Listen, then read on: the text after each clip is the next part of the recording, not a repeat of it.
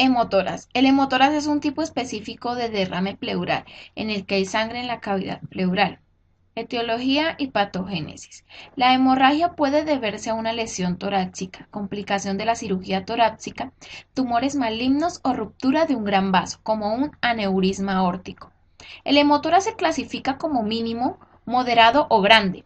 Un hemotoras mínimo implica la presencia de por lo menos 250 milímetros de sangre en el espacio pleural. Cantidades pequeñas de sangre suelen absorberse del espacio pleural y el hemotoras desaparece en 10 a 14 días sin complicaciones.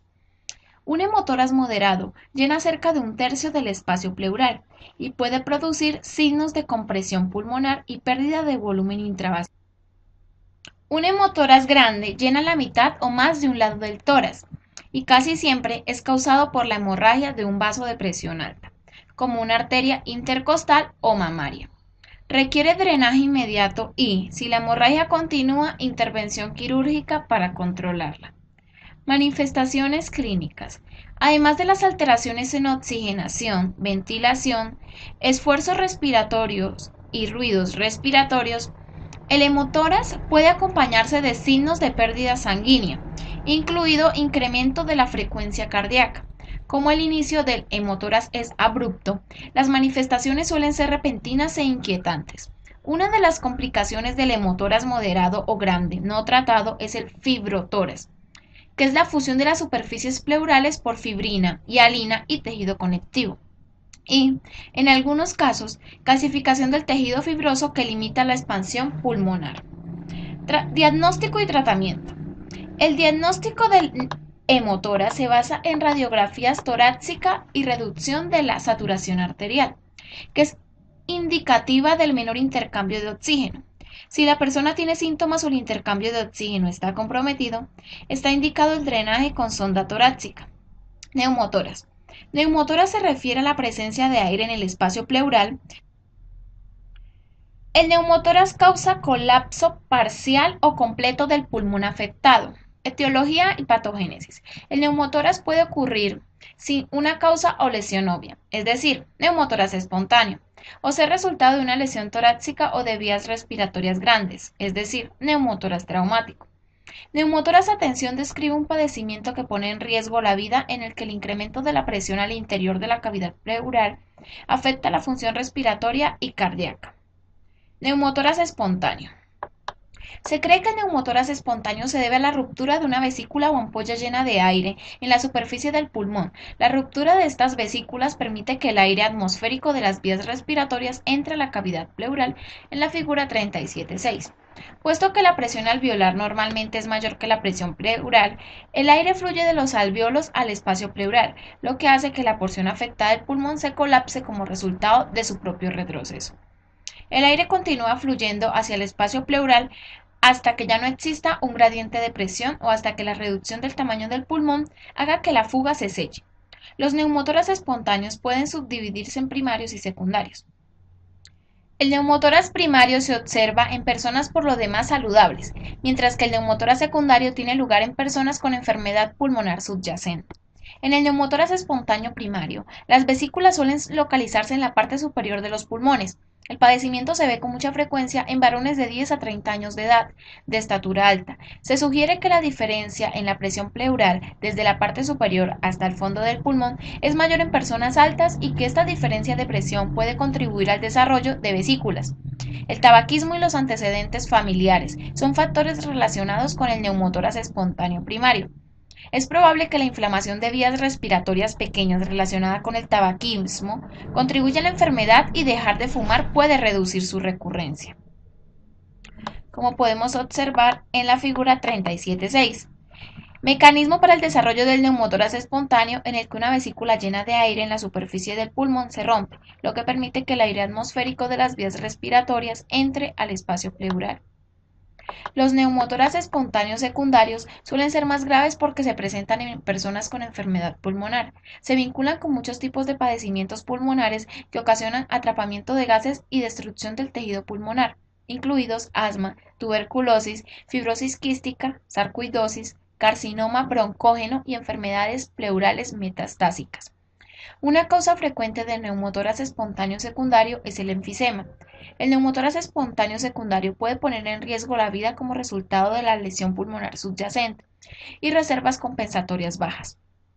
El neumotórax catamenial se relaciona con el ciclo menstrual y suele ser recurrente. Por lo general se presenta en mujeres de 30 a 40 años de edad con antecedentes de endometriosis.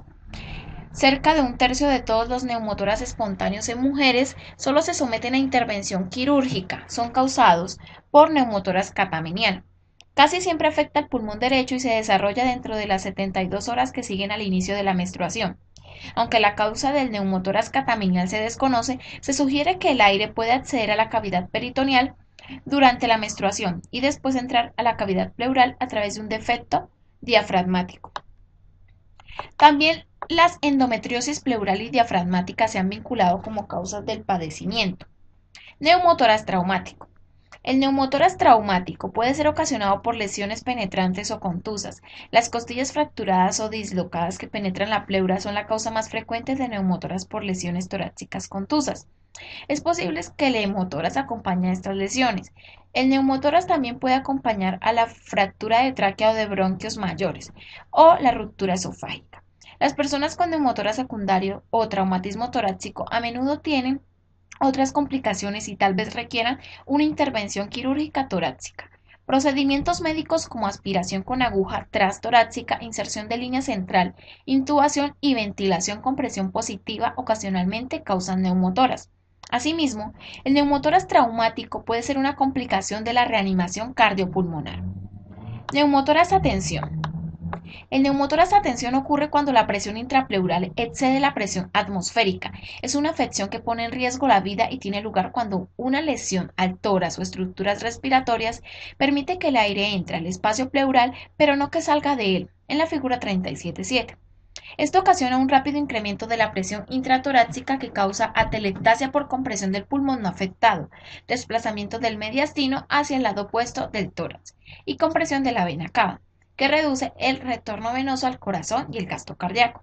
Aunque el neumotórax a tensión puede desarrollarse en personas con neumotórax espontáneo, se observa muy a menudo en personas con neumotórax traumático. También puede deberse a barotraumatismo por ventilación mecánica. Manifestaciones clínicas. Las manifestaciones de neumotórax dependen de su tamaño y la integridad del pulmón subyacente.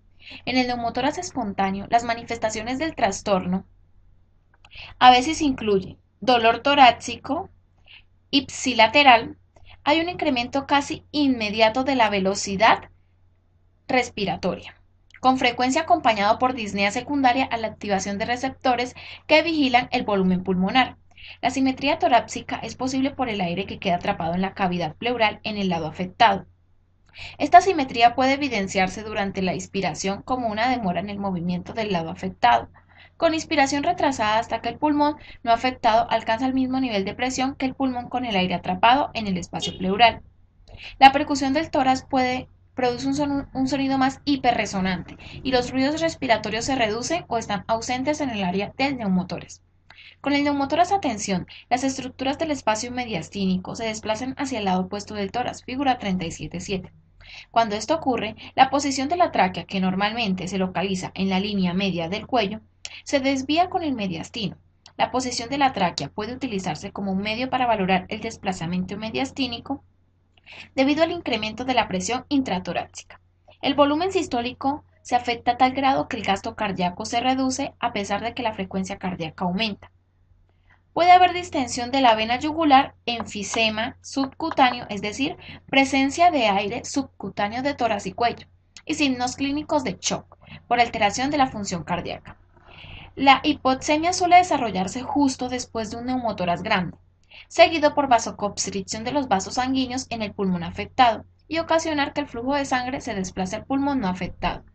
En personas con neumotórax espontáneo primario, este mecanismo suele devolver la saturación de oxígeno a la normalidad en 24 horas. La hipoxemia casi siempre es más grave en personas con enfermedad pulmonar subyacente, en quienes desarrollan neumotórax espontáneo o en aquellos con cardiopatía subyacente que son incapaces de compensar con un incremento de la frecuencia cardíaca y los volúmenes sistólicos. Cualquiera que sea la etiología, la hipoxemia, causada por pérdida parcial o total de la función pulmonar, puede ser una amenaza para la vida. Sin intervención inmediata, la presión torácica incrementada afecta aún más la función cardíaca y pulmonar, lo que produce hipoxemia grave e hipotensión, que a menudo conducen a paro respiratorio o cardíaco. Diagnóstico y tratamiento. La radiografía o TC torácica confirman el diagnóstico de neumotoras. Se realiza oximetría de pulso y análisis de gases sanguíneos para determinar el efecto en los niveles de oxígeno sanguíneo. El tratamiento del neumotoras varía con la causa y el grado del trastorno. En el neumotoras espontáneo pequeño, el aire suele reabsorberse de modo espontáneo, por lo tanto, se requiere solo observación y seguimiento con radiografías torácicas. Puede utilizarse oxígeno complementario para corregir la hipoxemia hasta que el aire se reabsorba. En neumotoras más grandes, el aire se elimina mediante la aspiración con aguja o un sistema de drenaje cerrado con o sin succión. Este tipo de sistema de drenaje utiliza una válvula unidireccional o una cámara de sello de agua para permitir que el aire salga del espacio pleural y evitar su reentrada al tórax. En la figura 37.7, que es el neumotoras abierto comunicante, arriba hay neumotoras a tensión abajo. En un neumotoras abierto, el aire entra al tórax durante la expiración y sale durante la expiración. Podría haber una ligera insuflación del pulmón afectado debido a disminución de la presión cuando el aire sale del tórax. En el neumotoras a tensión, el aire puede entrar pero no salir del tórax.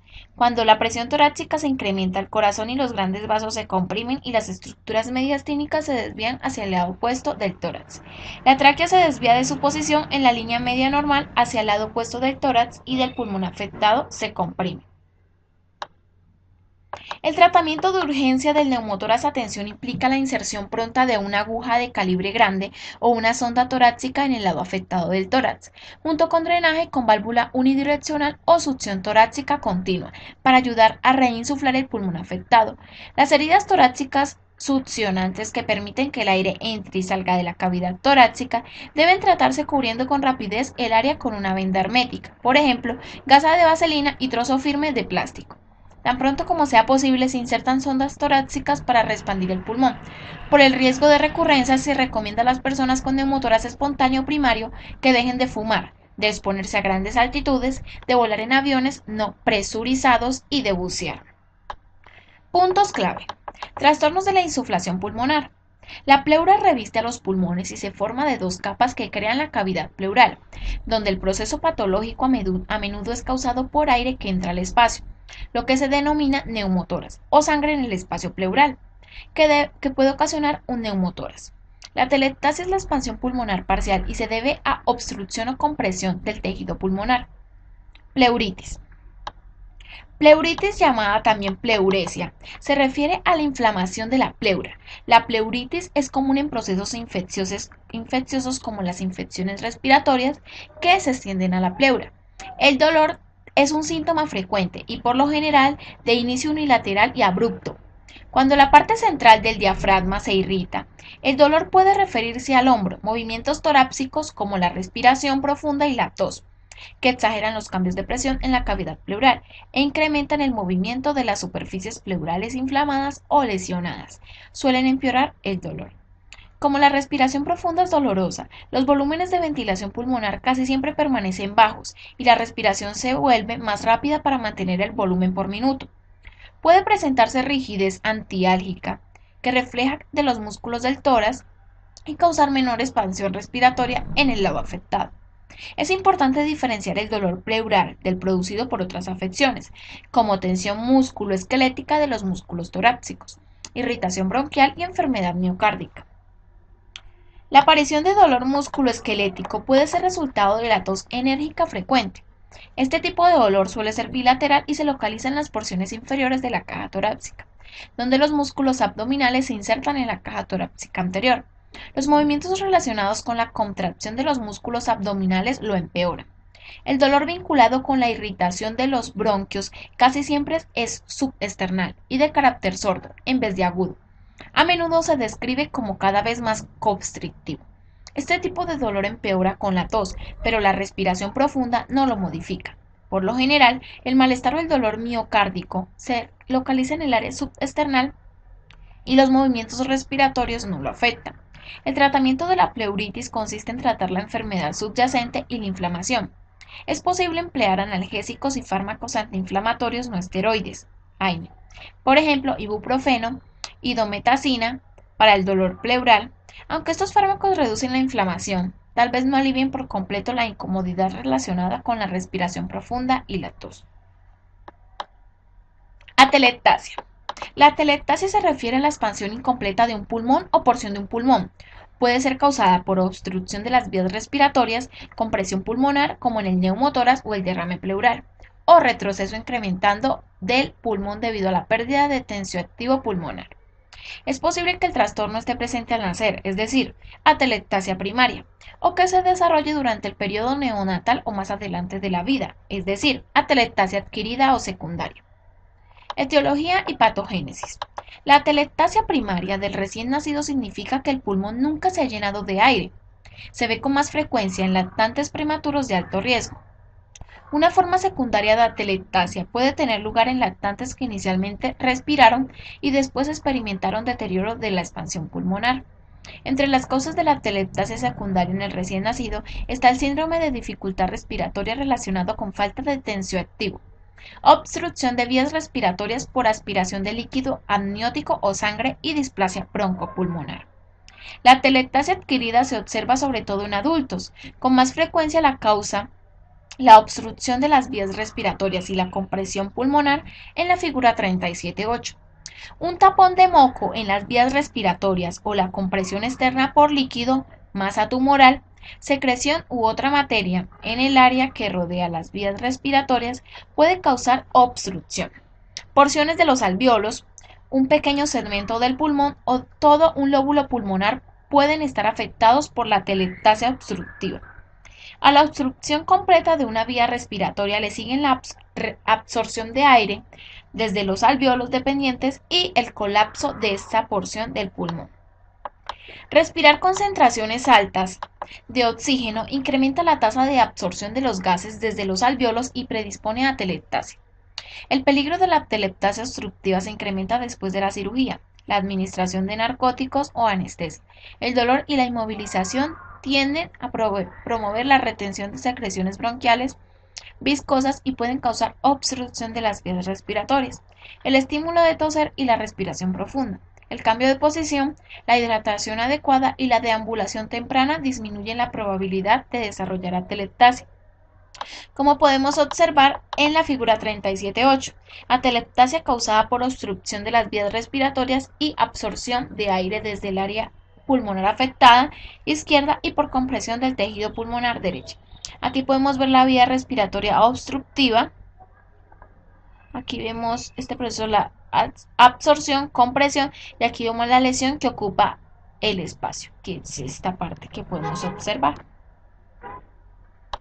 Otra causa frecuente de atelectasia es la compresión del tejido pulmonar.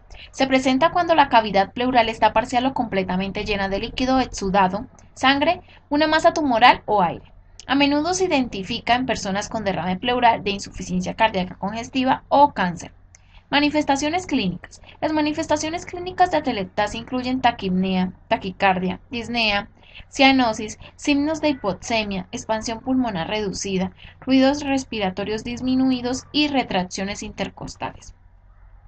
Puede haber retracción intercostal, retracción de los espacios intercostales durante la inspiración en el área afectada. Los signos de dificultad respiratoria son proporcionales al grado de colapso pulmonar. Si el área colapsada es grande, el mediastino y la tráquea se desplazan al lado afectado. En la atelectasia por compresión, el mediastino se desplaza en dirección opuesta al pulmón afectado. Diagnóstico y tratamiento. El diagnóstico de atelectasia se basa en signos y síntomas. Las radiografías torácicas se utilizan para confirmar el diagnóstico. La ATC puede emplearse para mostrar la ubicación exacta de la obstrucción. El tratamiento depende de la causa y el grado de afectación del pulmón.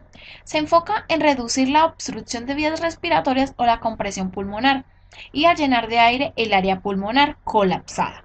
Se recurre a la deambulación, la respiración profunda y las posiciones corporales que favorecen el incremento de la expansión pulmonar, cuando es apropiado. Tal vez sea necesario administrar oxígeno para corregir la hipoxemia. Se dispone de nuevos procedimientos broncoscópicos de invasividad mínima para el diagnóstico y tratamiento.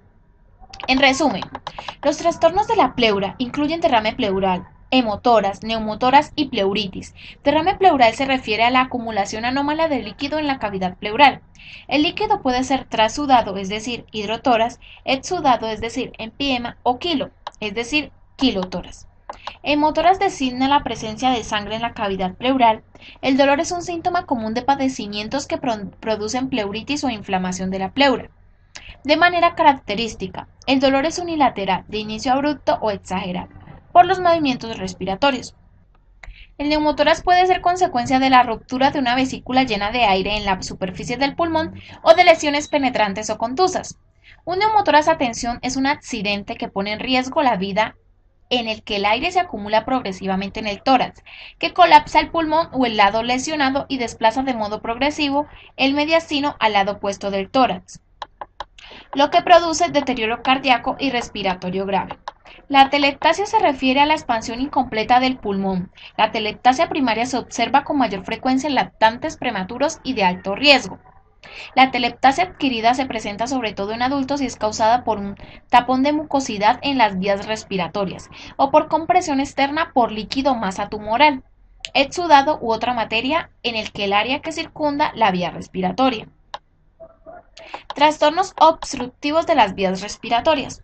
Después de determinar esta sección del capítulo, el lector será capaz de cumplir con los siguientes objetivos. Primero, describir la interacción entre la genética propia, la alteración de la respuesta inmunitaria y los factores ambientales en la patogénesis del asma o enfermedad reactiva de las vías respiratorias. Segundo, diferenciar entre bronquitis crónica y enfisema en términos de patología y manifestaciones clínicas. Tercero, describir la anomalía genética responsable de las manifestaciones de la fibrosis quística.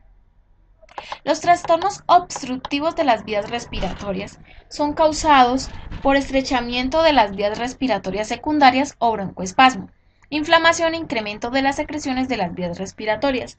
Los trastornos obstructivos crónicos incluyen diversas enfermedades de las vías respiratorias, como bronquitis crónica, enfisema, bronquiectasia y FECU. Fisiología de la enfermedad de las vías respiratorias. El aire se mueve a través de las vías respiratorias superiores, es decir, tráquea y bronquios principales, hacia las vías respiratorias inferiores o pulmonares, es decir, bronquios y alveolos. En las vías respiratorias pulmonares, la capa cartilaginosa que da soporte a la tráquea y los bronquios principales desaparece poco a poco y es reemplazada por tiras entrelazadas de músculo liso. La contracción y relajación de la capa de músculo liso, que es inervada por el sistema nervioso autónomo, controla el diámetro de las vías respiratorias bronquiales y la resistencia resultante al flujo de aire. La estimulación parasimpática a través del nervio vago y receptores colinérgicos produce constricción bronquial, mientras que la estimulación simpática mediante los receptores B2 adrenérgicos incrementan la dilatación bronquial.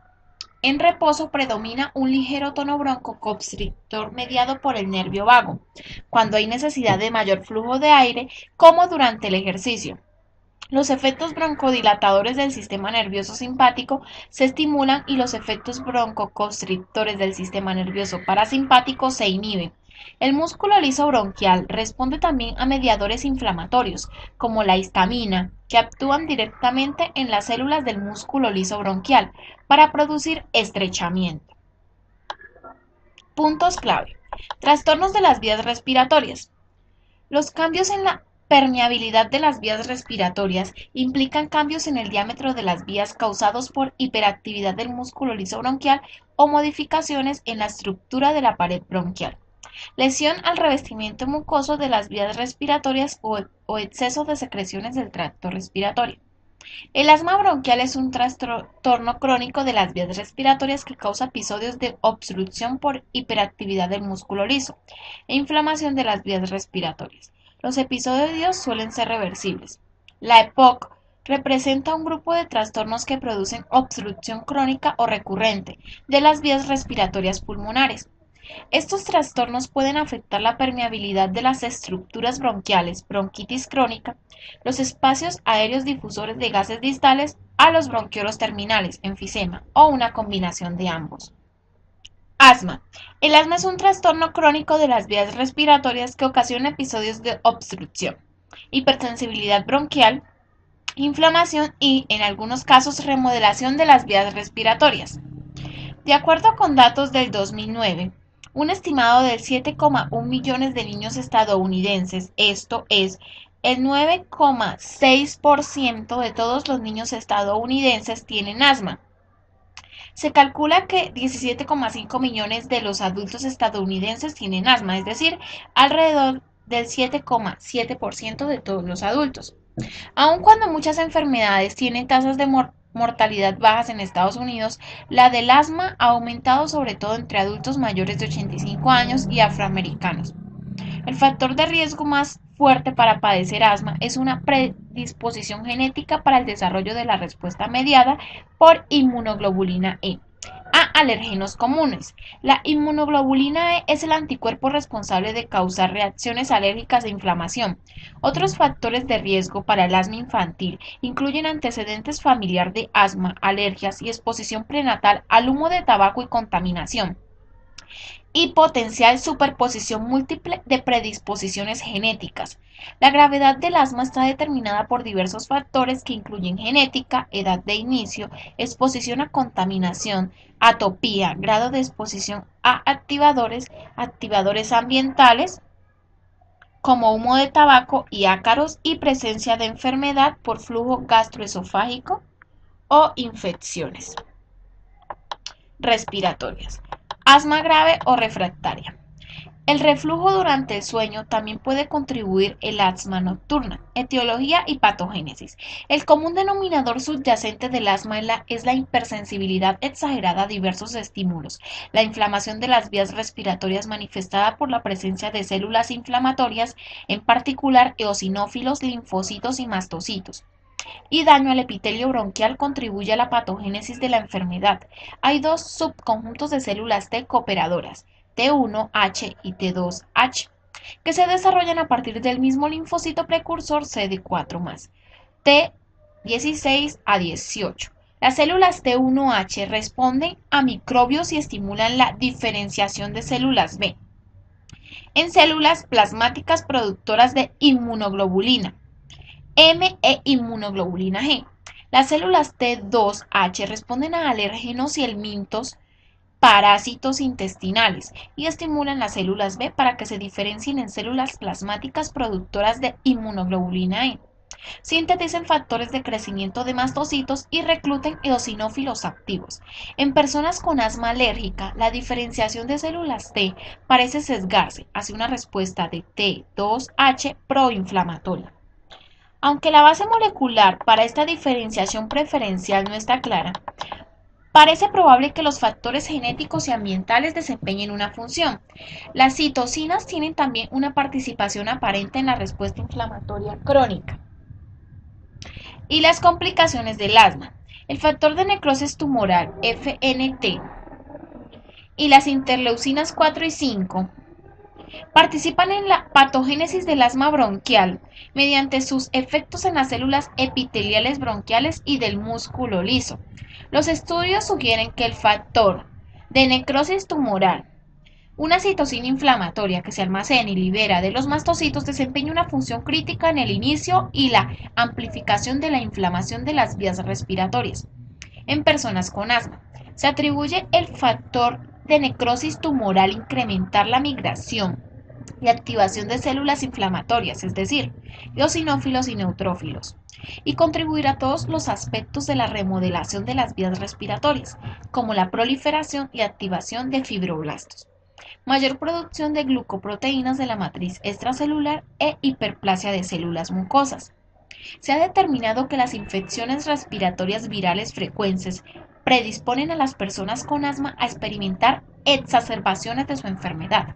De hecho, las infecciones virales frecuentes pueden conducir al desarrollo de asma en algunas personas. Cuando estas infecciones respiratorias son frecuentes en una edad temprana, hay evidencia de que la respuesta de T2H es exagerada, cuando se liberan las citocinas interleucina 4, interleucina 5 e interleucina 13 de CD4T2H. Las vías respiratorias se predisponen a una respuesta alérgica que favorece la producción de inmunoglobulina E de 16 a 18. El Instituto de Salud Nacional definió el asma como un trastorno inflamatorio crónico de las vías respiratorias.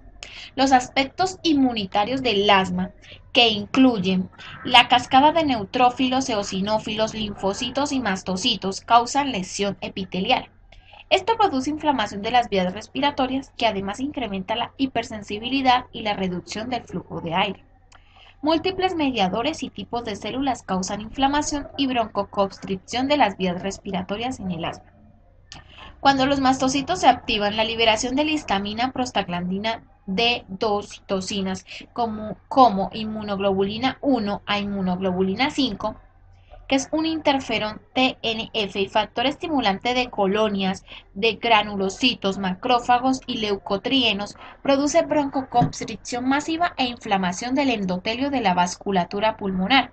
Los mastocitos pueden activar la liberación múltiple de citocinas, lo cual causa inflamación mayor de la vía respiratoria. La contracción de las vías respiratorias y la hinchazón posterior conduce a mayor obstrucción de las vías respiratorias. La liberación de mastocitos puede relacionarse con el asma inducida por ejercicio, que es cuando las personas solo experimentan sibilancias y broncoespasmo durante la práctica de ejercicio. La causa del AIE no está clara, pero las siguientes teorías son explicaciones posibles. Una teoría que explica la causa del AIE se basa en la pérdida de calor y agua del árbol traqueobronquial secundaria a la necesidad de calentar y humidificar grandes volúmenes de aire. La respuesta suele ser exagerada cuando la persona hace ejercicio en un ambiente frío. La segunda teoría que respalda el AIE es la hipótesis del recalentamiento de las vías respiratorias, que establece que éstas se enfrían y luego se calientan durante cualquier ejercicio. Esto congestiona los vasos bronquiolares que rodean el árbol bronquial y permite que los exudados de líquido se muevan hacia la mucosa de las vías respiratorias, lo cual activa la cascada inflamatoria. Es importante valorar el tipo de aire contaminado, frío o caliente, el nivel de ejercicio, la presencia o ausencia de un proceso infeccioso respiratorio y la estabilidad individual del asma cuando se determina si la persona tiene AIE. Los eosinófilos tienden a estar presentes en las vías respiratorias de personas con asmas. Generan enzimas inflamatorias y liberan leucotrienos y muchas enzimas proinflamatorias. Es común que las personas que experimentan exacerbaciones de asma tengan una mayor cantidad de neutrófilos en el esputo y las vías respiratorias. La liberación de leucotrienos causa más secreción mucosa que a menudo obstruye más las vías respiratorias y conduce a que se libere más histamina de los mastocitos. Este proceso inflamatorio produce episodios recurrentes de obstrucción de las vías respiratorias caracterizado por sibilancias, disnea, opresión torácica y tos que a menudo empeora por la noche y temprano en la mañana. Estos episodios, que suelen ser reversibles ya sea de manera espontánea o con tratamiento, también causan un incremento relacionado con la sensibilidad bronquial a diversos estímulos. La inflamación crónica puede ocasionar remodelación de las vías respiratorias, en cuyo caso las limitaciones al flujo de aire podrían ser solo parcialmente reversibles. Es posible que lo anterior se deba a los efectos de largo plazo de la inflamación en las estructuras de las vías respiratorias. Hay un pequeño grupo de personas en la tríada clínica de asma, rinosinusitis crónica, con pólipos nasales y precipitación de ataques de asma y rinitis en respuesta al ácido acetilsalicílico y otros AINE. El mecanismo de la reacción de hipersensibilidad es complejo y no se entiende por completo, pero la evidencia sugiere una anomalía en el metabolismo del ácido araquidónico, la ciclooxigenasa, la enzima limitante de la velocidad del metabolismo del ácido araquidónico. Existe en dos formas principales: la ciclooxigenasa 1 y la ciclooxigenasa 2. La ciclooxigenasa 1 es responsable de la síntesis de prostaglandinas protectoras y la ciclooxigenasa 2 de la síntesis de mediadores inflamatorios y broncoconstricción. Se cree que en personas con asma inducida por ácido acetilsalicílico, la inhibición de las cicloxígenas A1 desvía el metabolismo del ácido araquidónico, de la generación de prostaglandinas protectoras, de la síntesis de cicloxígenas A2 y otros mediadores de inflamación y broncoconstricción. Una parte necesaria del programa terapéutico consiste en evitar el ácido acetilsalicílico y los AINE. Además, se piensa que factores emocionales y cambios en los niveles hormonales contribuyen al incremento de los síntomas de asma. Los factores emocionales producen broncoespasmo por medio de las vías vagales, actúan como un activador broncoespástico o incrementan la sensibilidad de las vías respiratorias a otros activadores por mecanismos no inflamatorios. La función de las hormonas sexuales en el asma no está clara, aunque muchas evidencias circunstanciales sugieren que podrían ser importantes. De hecho, la investigación muestra que las mujeres con menarca temprana tuvieron el doble de probabilidades de desarrollar asma entre los 20 y 30 años que las muchachas con menarca promedio. Hasta el 40% de las mujeres con asma informa un incremento premenstrual de los síntomas de asma. Las hormonas sexuales femeninas tienen una participación regulatoria en la función de B2 adrenérgica y se ha sugerido que la regulación anómala pueda ser un mecanismo probable del asma premenstrual. Un estudio que comparó a mujeres premenopáusicas con asma, mujeres menopáusicas con asma y un grupo de control encontró que las mujeres menopáusicas con asma tuvieron altas concentraciones de neutrófilos en el esputo e interleucina 6 exhalada, lo que indica inflamación neutrofílica. Las mujeres con asma menopáusica tuvieron un fenotipo inflamatorio eosinofílico. Manifestaciones clínicas. Los ataques de asma se presentan de modo espontáneo o en respuesta a diversos activadores de infecciones respiratorias, estrés emocional o cambios climáticos. El asma, que a menudo empeora en la noche, se denomina asma nocturna. Los estudios de asma nocturna sugieren que existe una variación circadiana y relacionada con el sueño en las hormonas y la función respiratoria. La mayor disminución de la función respiratoria tiene lugar cerca de las 4 de la mañana, hora en que los niveles de cortisol son bajos, los de melatonina son altos y la actividad eosinofílica aumenta. Las personas con asma muestran una amplia variedad de signos y síntomas, desde episodios de sibilancias y sensaciones de opresión torácica hasta un ataque inmovilizador agudo. Los ataques difieren de una persona a otra y entre ataques muchas personas son asintomáticas. Un ataque leve puede producir una sensación de opresión torácica, un ligero incremento de la frecuencia respiratoria con expiración prolongada y sibilancias leves. Es posible que la tos se acompañe de sibilancias. Los ataques más graves se acompañan del empleo de músculos accesorios, ruidos respiratorios distantes debidos a la captación de aire y sibilancias fuertes. Conforme la afección avanza, se presenta fatiga, la piel se vuelve húmeda y la ansiedad y la aprensión son obvias. Las sensaciones de dificultad para respirar pueden ser graves y a menudo la persona apenas es capaz de pronunciar palabras antes de tomar un respiro. En el punto en el que el flujo de aire está marcadamente reducido, los ruidos respiratorios se vuelven inaudibles, con sibilancias reducidas y la tos se torna inefectiva a pesar de ser repetitiva y seca. Con frecuencia, este punto marca el inicio de insuficiencia respiratoria. Durante un ataque asmático, las vías respiratorias se estrechan por broncoespasmo, edema de la mucosa bronquial y taponamiento por mucosidad. La aspiración se vuelve prolongada como resultado de la obstrucción progresiva de las vías respiratorias. La cantidad de aire que puede expirarse de manera forzada en un segundo, volumen expiratorio forzado en un segundo y la tasa de flujo expiratorio máximo, medida en litros por segundo, se reducen una caída del FEN a niveles menores del 50% del valor predicho durante un ataque asmático agudo, indica exacerbación grave y la necesidad de tratamiento en el departamento de urgencias. Durante un ataque prolongado, el aire queda atrapado detrás de las vías respiratorias ocluidas y estrechas, lo que causa hiperinflación pulmonar. Esto produce incremento del volumen residual, junto con disminución de la capacidad de reserva inspiratoria, volumen corriente más volumen expiratorio de reserva, y la capacidad vital forzada. De modo que la persona respira cerca de su capacidad residual funcional, volumen residual más volumen expiratorio de reserva. Como resultado, se requiere más energía para vencer la tensión ya presente en los pulmones y los músculos accesorios. Por ejemplo, músculos esternocleidomastoideos son necesarios para mantener la ventilación y el intercambio de gases. Este trabajo respiratorio incrementado intensifica la demanda de oxígeno y causa disnea y fatiga.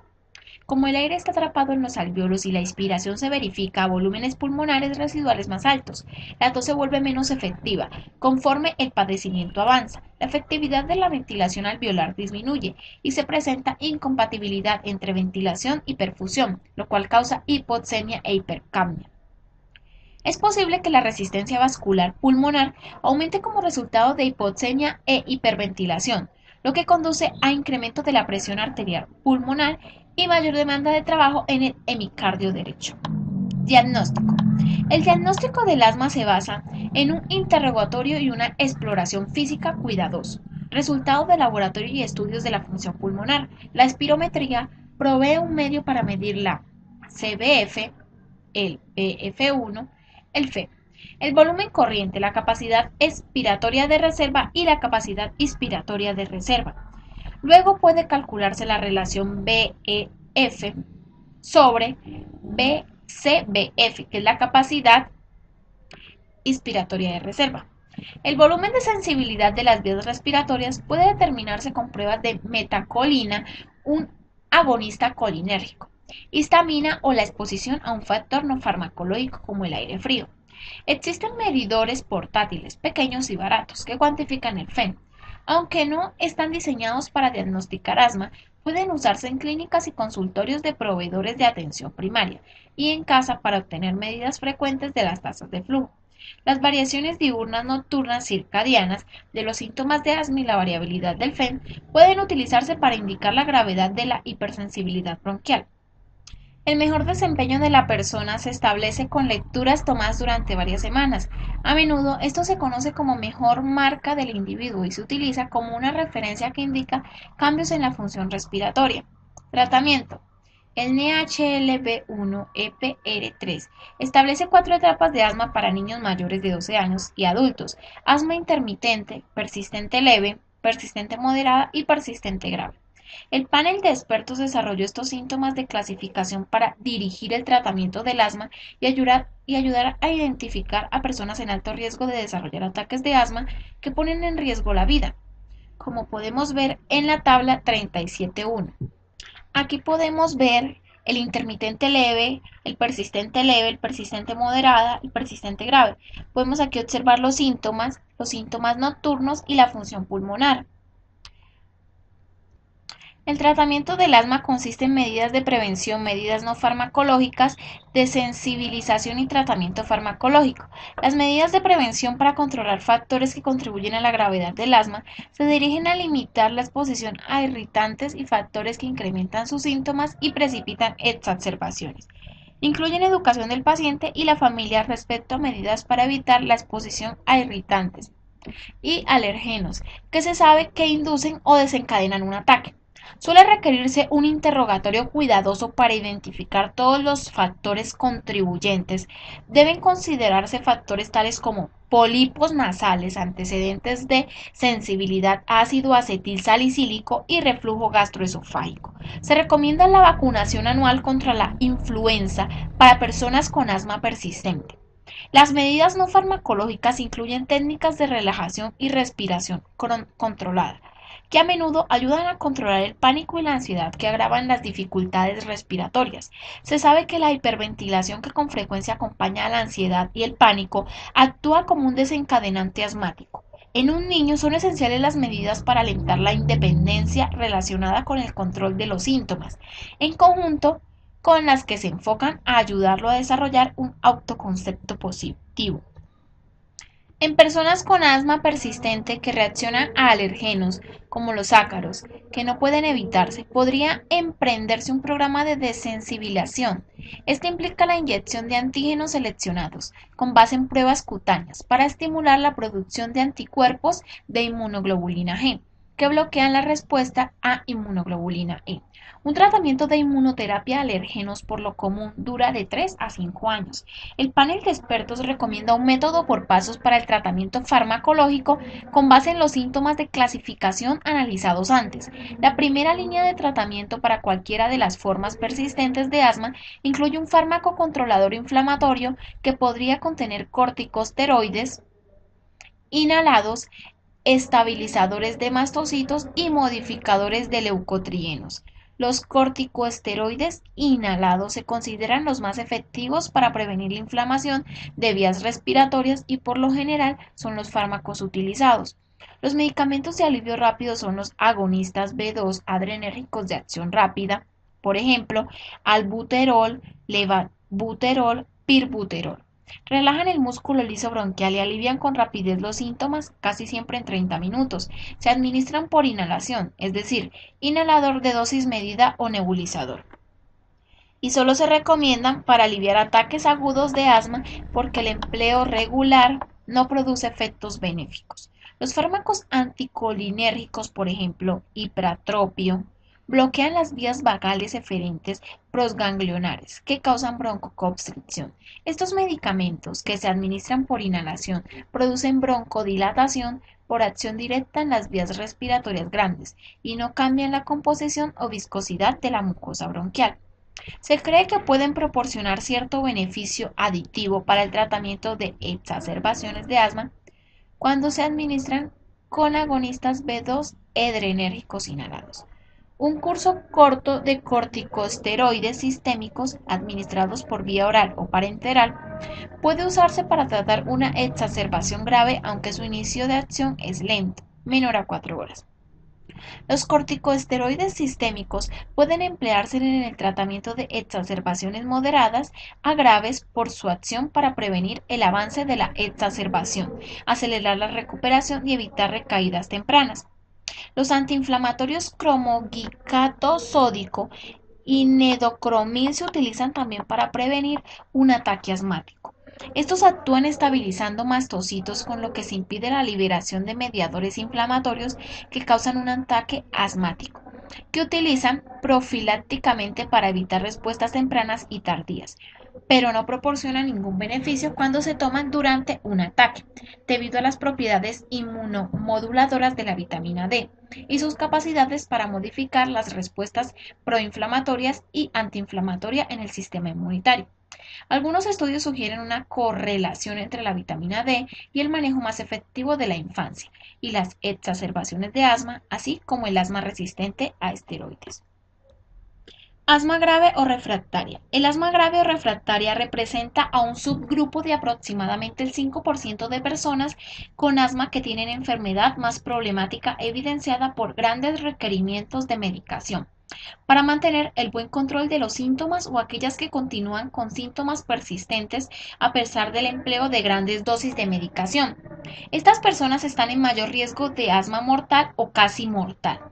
Se sabe poco de las causas del asma grave. Entre los factores de riesgo propuesto están predisposición genética, exposición continuada a alérgenos o tabaco, infección, sinusitis intercurrente o enfermedad por reflujo gastroesofágica, y falta de cumplimiento o apego a las medidas terapéuticas.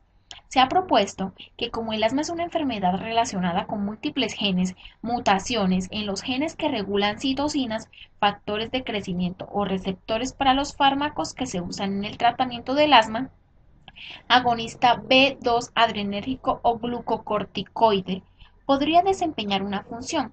Los factores ambientales incluyen exposición a alergenos y tabaco, con la respuesta más fuerte a polvo doméstico, alergeno de cucaracha y exposición a alternaria. Es posible que también las infecciones desempeñen una función. Las infecciones por virus sincitial respiratorio se relacionan con niños y patógenos como micoplasma y clamidia. Pueden tener un papel en adultos.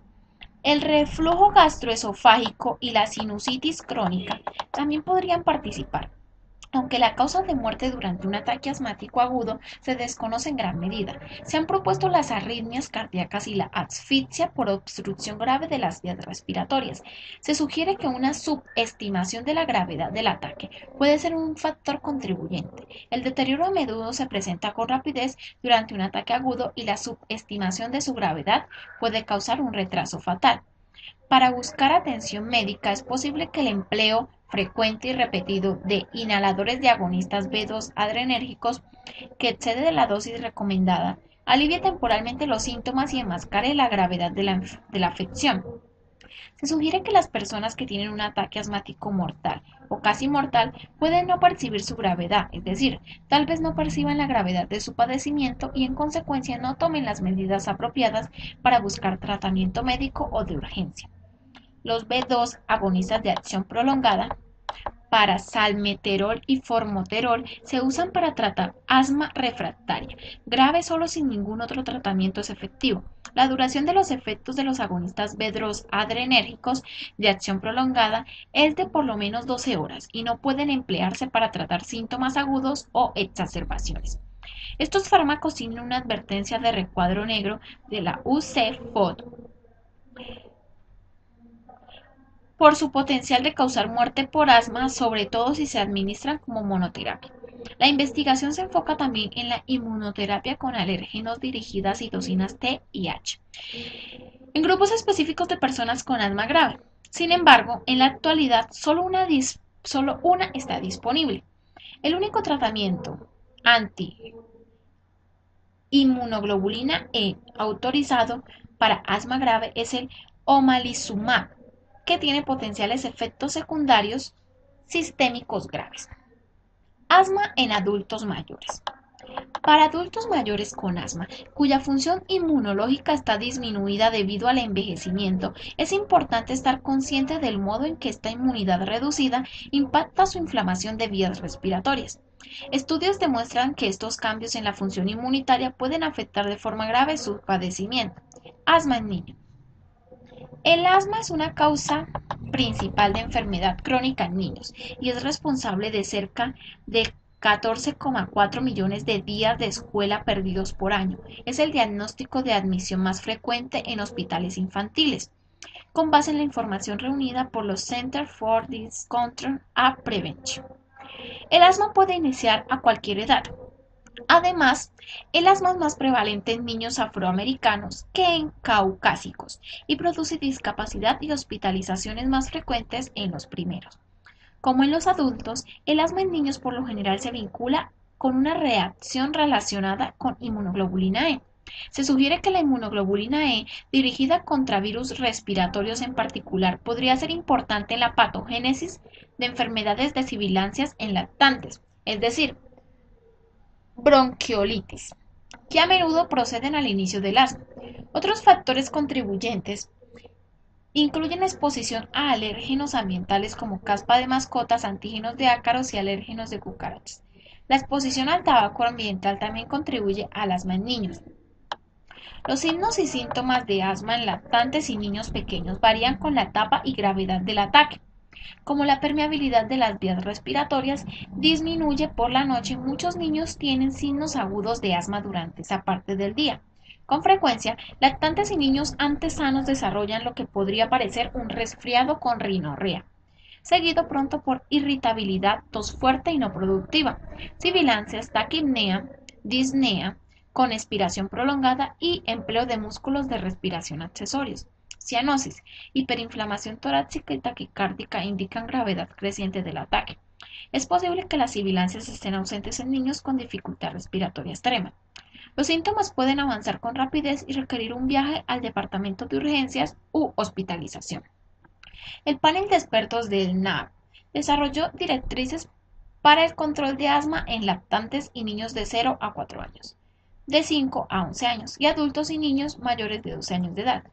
Como para los adultos y niños mayores, el panel de expertos recomienda un método por pasos para diagnosticar y controlar el asma en lactantes y niños de 0 a 4 y 5 a 11 años de edad. Enfermedad pulmonar obstructiva crónica. La EPOC, más conocida como enfermedad pulmonar obstructiva crónica, se caracteriza por la obstrucción crónica y recurrente del flujo de aire en las vías respiratorias pulmonares. La obstrucción al flujo de aire suele ser progresiva y se acompaña de respuestas inflamatorias a partículas nocivas o gases. La EPOC es una causa principal de morbilidad y mortalidad a nivel mundial. Se estima que alrededor de 24 millones de estadounidenses tienen cierto grado de EPOC y 12,1 millones se diagnostican con EPOC. Es la cuarta causa principal de muerte en Estados Unidos. En el 2006, EPOC cobró las vidas de más de 120.970 personas en ese país, en el que el número de mujeres que murieron por la enfermedad rebasó al de los varones, de acuerdo con el Instituto de la Salud Nacional. Proyectado para la EPOC en 2010 fue de 49,9 millones de dólares. La causa más común de EPOC es el tabaquismo. Según la evidencia, el hecho de que del 80% al 85% de las personas con EPOC tiene antecedentes de tabaquismo. Un segundo factor menos común es una insuficiencia hereditaria de alfa-1 antitripsina. Otros factores de predisposición son asma e hipersensibilidad de las vías respiratorias.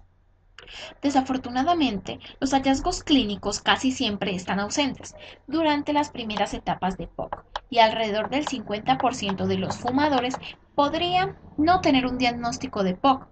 En el momento en que los síntomas aparecen o se reconocen, la enfermedad suele estar bastante avanzada. Para fumadores con signos tempranos de edad, de enfermedad de vías respiratorias, existe la esperanza de que el reconocimiento oportuno, combinado con tratamiento apropiado y abandono del tabaquismo, evite o retrase el avance usualmente implacable de la enfermedad. Etiología y patogénesis. Por lo general, los mecanismos implicados en la patogénesis de la EPOC son múltiples e incluyen inflamación y fibrosis de la pared bronquial, hipertrofia de las glándulas submucosas e hipersecreción de moco, y pérdida de fibras pulmonares elásticas y tejido alveolar. La inflamación y fibrosis de la pared bronquial, aunada al exceso de secreción de mucosidad, obstruyen el flujo de aire y conducen a incompatibilidad entre ventilación y perfusión. La destrucción del tejido alveolar reduce el área superficial para el intercambio de gases y la pérdida de fibras elásticas afecta el flujo respiratorio, incrementa el atrapamiento de aire y predispone al colapso de las vías respiratorias. El término enfermedad pulmonar obstructiva crónica comprende dos tipos de enfermedad: obstructiva de las vías respiratorias, enfisema, con mayor producción de mucosidad, y obstrucción crónica de las vías respiratorias, con incremento de la producción de mucosidad, obstrucción de vías respiratorias pequeñas y tos crónica productiva. Las personas con EPOC a menudo tienen características sobrepuestas de ambos trastornos.